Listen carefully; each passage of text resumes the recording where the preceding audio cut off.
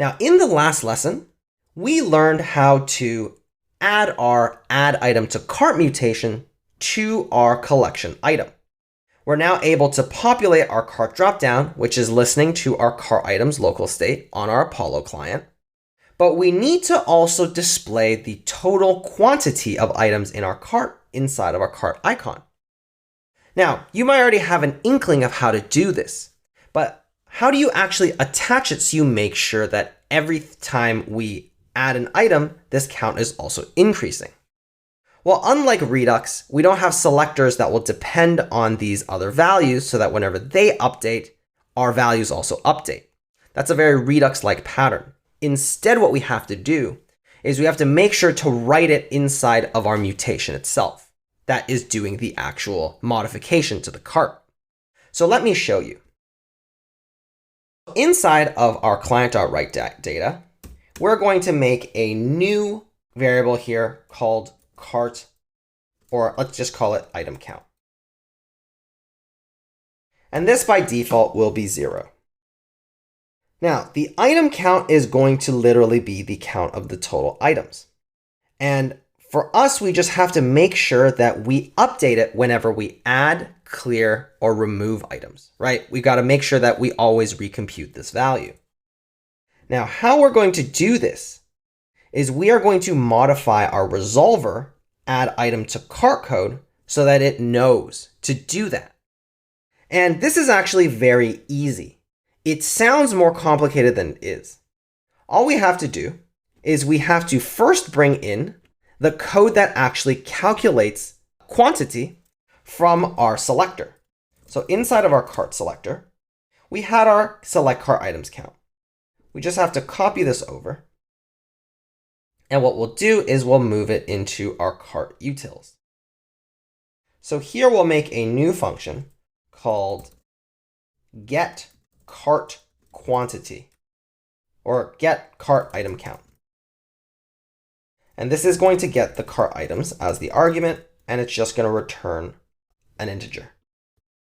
So now we're just going to copy this over into our resolvers. And then we're also going to add in this value as a query. So we're going to say const get item count is equal to GQL. And as you expect, it's just going to get the item count from the client. Let me just make sure I didn't accidentally. Yep, no, we're fine. I thought I accidentally capitalized the I. So now that we have our item count, what we're going to do is we are just going to make sure that we pluck it off inside of our add to cart as well.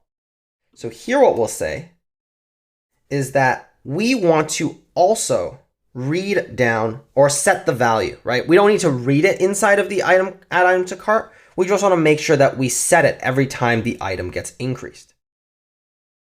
So what we'll do is we will write in this new function where we say cache.write query, where what we pass to it is our query for get item count.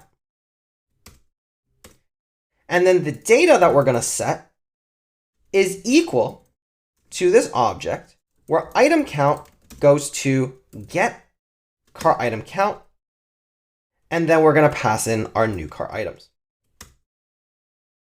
And now what happens is that whenever the item gets added to the cart, so whenever this mutation fires, it will also make sure to update our item count query. That's all this is doing. So now we're writing two different queries inside of one mutation. Let's just make sure to pull that query into our cart icon. So inside of our cart icon container, we're already using the mutation. We just also need to use the query to pull that item count into our cart item component. So here we'll say const get item count is equal to GQL with this object of item count off the client. And just like we did before, We just have to make sure to wrap our mutation inside of our query, where the query goes to get item count. And then we also have to make sure that inside of our mutation, we are properly wrapping this whole thing so that when we get back our data from this function, right? Sorry, from this query as a function, we can say that the data gives us the item count, which we then want to pass into our cart icon as item count. And now let's just make sure that in our cart icon, that's actually the property that it's expecting, which is item count. So now we can actually remove its connection to state here, remove our map state to props, and remove all of these selectors. And now, if we go back to our app, we'll see that the number is updating as expected. And that's pretty much the majority of the kind of mutations that we're going to write. Now, there is one last thing I want to show you. So what I'm going to show you is actually a way where you can use the higher order component pattern to compose out this container in a way that looks way more similar to the connect function that we're used to using with React Redux.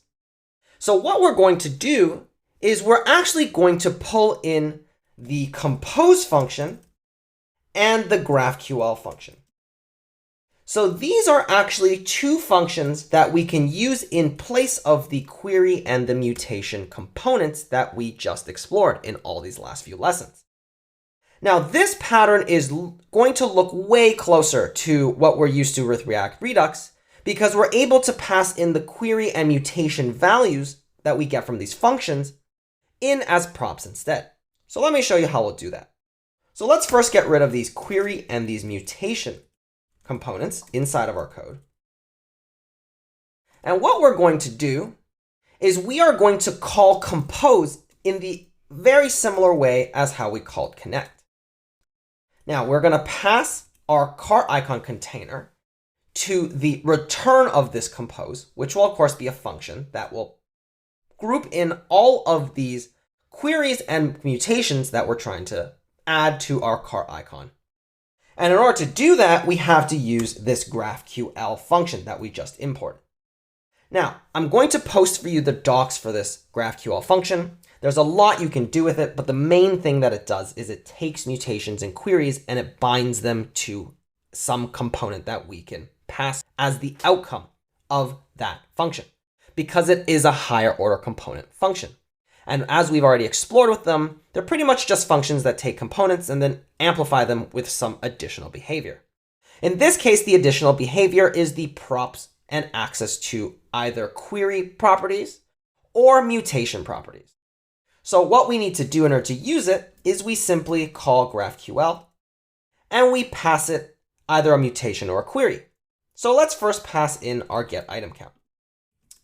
With that, we'll now have access to our data object inside of the props that this container gets. And that data will have our item count property, the same way that we saw whenever we wrote our query function inside of our query component.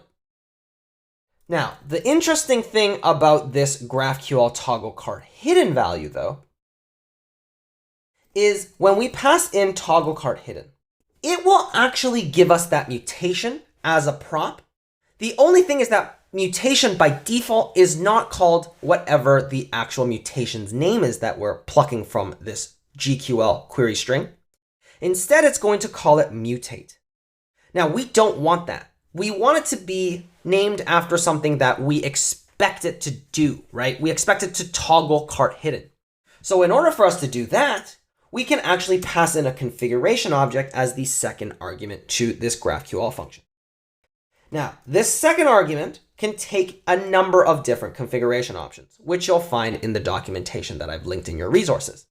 But the main one that we want to access is name. And for name, we're just going to say toggle cart hidden. That's all it is. right? It's a property called name, and it expects a string, which it will then set as the actual name of the prop that gets passed in for this mutation. We can do the same thing here for GraphQL of our getItemCount as well. If, say, we wanted this mutation name not to be called, if we wanted this query to not be called data, and we wanted it to be called item count data, we could do that as well. Especially when we start using multiple queries and multiple mutations, we're going to want to use this name object property, right, as this configuration, because then we'll be able to pluck the values off of all of these different props that are going to be passed into our props of our component.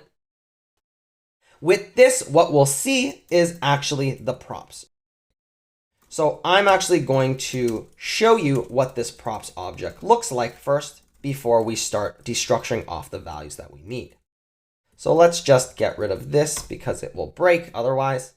Let's save this, go back to our app, and here we see we get both this data object as well as our toggle cart hidden mutation as a function. Now, this data object is large and you probably won't see, oh, there it is actually. You do see the item count. So there you see the data, right? It has all these other things that we can do with it if we wanted to trigger other actions that are actually way more verbose than we need. But we see the item count. So all we want to do is we want to pluck off the item count from our data. And we also want to pluck off our toggle cart hidden. So with this, we are now accessing both our toggle cart hidden mutation as well as our item count. If we save this and we go back, we see that our application still works as it did before. Our cart icon behaves the way that we expect it to. It toggles cart hidden with that mutation, and it has the item count as the actual query value. So this pattern is probably way more familiar to you as far as how it looks with React Redux. Now, I will mention that the Apollo team seems to be pushing harder for using the query and the mutation components that we did earlier. But honestly, I think this pattern is perfectly fine. High order components is a pattern that has been around in the React ecosystem for a really long time, and it's really well fleshed out, especially with Redux. But again, it's really up to you, whatever you prefer. Component method is way more similar to the context API style of adding in components and nesting your component tree appropriately. And this compose pattern is just the higher order component pattern. Personally, I do prefer this compose pattern because it looks closer to what I'm used to working with, but you can use either or. If you have components that only need the one query or the one mutation component, feel free to use that. It's only when you start needing to nest multiple mutations and multiple queries that it's obvious that the compose pattern is way better and simpler to use. Now, you might be wondering, should I instead move this compose into cart icon? Because this container is literally just almost like another layer here that just plucks this data and we're just passing this in. Well, you can, but personally, I prefer still keeping this container because this container layer is the one that destructures off the item count as well as the toggle cart hidden and then passes it into toggle cart hidden. This allows my cart icon component to be a presentational component, whereas the container layers are the ones that actually care about what to do with the cart icon and how it ends up actually getting the data. This way, if I needed this cart icon in multiple places that might rely on multiple different queries in order to get their item count, I don't know, it's a possibility. My cart icon does not have to care about how that data comes in. It simply cares about when it finally gets the item count value. So this container style you can even do in your React Redux code too. Instead of putting compose inside of our components as we did, we can make new container files. But it does increase more complexity and it increases the number of files. So there's always trade-offs. But hopefully now you're fully equipped with everything you need in order to convert the rest of the application over to using the Apollo client's local storage. So definitely give it a try. Rewatch these videos if you need to get a refresher on how everything works. Otherwise, I have included both a GitHub repo as to everything that we've done up until this point, as well as a GitHub repo that has the completed version of this application using solutions that I've come up with. So you can compare your solutions to mine. I'm not saying mine are necessarily the best, it's just how I would do them. Those are the trade-offs that I have decided to make. And in the next lesson, we'll wrap up this section on GraphQL and Apollo, and I'll leave you with some of my final thoughts.